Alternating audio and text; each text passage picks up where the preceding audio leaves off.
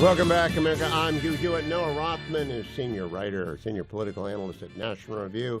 He joins me now from Washington, D.C. Noah, good morning, afternoon now. I got to get over saying good morning. It's good afternoon.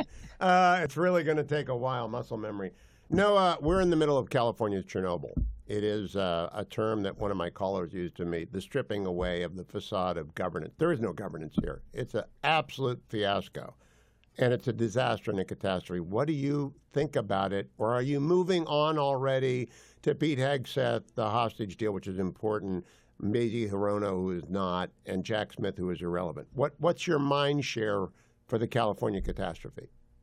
I wish I had more time for it, frankly. Yeah, the news cycle is unfortunately moving on, but your metaphor there in American Chernobyl is an apt one. Because, and I borrow a little bit from my former colleague Seth Mandel over at Commentary, insofar as it has been accompanied by an American glasnost. Now, all of a sudden, you're at liberty to say, well, maybe there are trade-offs associated with our various priorities, our boutique priorities of, for example, solving the problem of too few women wanting to join the fire department, as though that was something government could solve. And even if it could, it was something within the remit of elected officials to do anything about.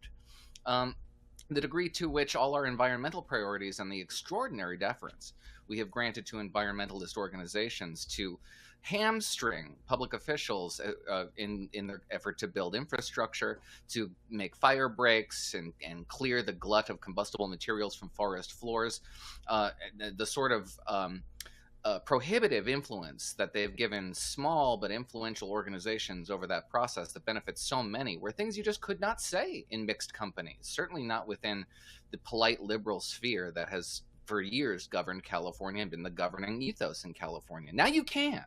Out of nowhere, all of a sudden, these simple truths that were so self-evident to us and had been stifled in social situations that dominate in places like California and Washington, D.C. and Chicago and New York City and anywhere the blue model is practiced, all of a sudden it broke wide open and we're allowed to say these things now with rueful regret. I don't know how long it will last. I must credit Constantine. The metaphor California's Chernobyl came from a caller, Constantine, who was an emigre from the failed Soviet Union, who said they knew it was over when Chernobyl happened because Chernobyl was such an epic disaster. Everyone knew nothing worked. But I do want to go back and say, I am watching the national news coverage. I have yet to see mention the Stevens kangaroo rat, the California gnatcatcher, the vernal pool fairy shrimp, all the reasons we've found not to allow coastal sage scrub to be cleared away, or any of the organizations. I mean, there are literally a dozen organizations dedicated to stopping people from doing fire prevention out here, Noah. I practiced land use law out here for 37 years. It's maddening to hear blue bubble reporters in Washington and New York tell us what went wrong. I mean, it's absolutely maddening. What's really fascinating is the offhanded dismissal that I've seen from reporters and even, Democratic elected officials of the built-in excuse that they've so often, reached for when it comes to climate change. These are the severe weather events and fires and droughts and hurricanes. It's just something that climate change is going to bring with it. And as a result, we have to rededicate ourselves to deindustrialization in the West, as though that would mitigate the problem, accepting the premise that climate change is a man-made condition and that we can do something about it. It's simply just nonsensical to say that without mentioning China and India within the same sentence. But it's a digression. Because what we're hearing from officials now and, people who are observers of the political scene are saying, well, yeah, sure, climate change is an issue. But it's an issue in Florida, too. It's an issue in Alabama, too, in Tennessee, too. And why are those states so much more efficient at mitigating the problem? Why have the blue states struggled at what is essentially an engineering issue, engineering ourselves out of this problem, mitigating the effects of extreme weather events? Why can you can have a controlled burn in Florida with a single call and a single permit? But it takes months and months and months to get that done in California. Why? Now they're asking these questions. And the answers are wholly unsatisfying because they have everything to do with... There are no answers because it's a comprehensive collapse. Now I want to ask you. It has everything to do with the deference that Democratic politicians have displayed towards liberal activist groups, which have at their core the promotion of themselves and the aggregation of donor funds, not the actual causes they were meant to serve, to say nothing of their constituents' interests. That's part one. Absolutely right. Part two. The government bureaucracy, state, local, regional, there are regional agencies like the Air Quality Management District, like the Water Quality Control Boards, which are county-wide as opposed to being city or statewide, and the federal government in the form of the EPA, the U.S. Fish and Wildlife Service, and a number of other agencies, the Forest Service.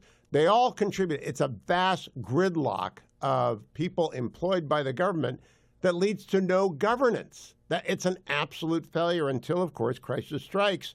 And now we're going to have 70-mile-an-hour winds tonight. They're already picking up. We've had 72-mile-an-hour gusts. Everyone is prepared. But Noah, do you appreciate? I'm just going to make this a Noah-specific question. Did you hear of the warning in D.C.? Were you aware that we were going to have 100-mile-an-hour winds and Santa Anas? It did cross my transom, but it wasn't something that I paid a ton of attention to, A, because I live on the East Coast, and B, because this is a natural phenomenon that California has dealt with for every year for my entire adult life and longer. So I was under the impression that it certainly wouldn't be the catastrophic event that it was. And how catastrophic do you think it is? I mean, if you're trying to describe it to a friend who calls in from Europe and says, what's going on in California, what would you tell him?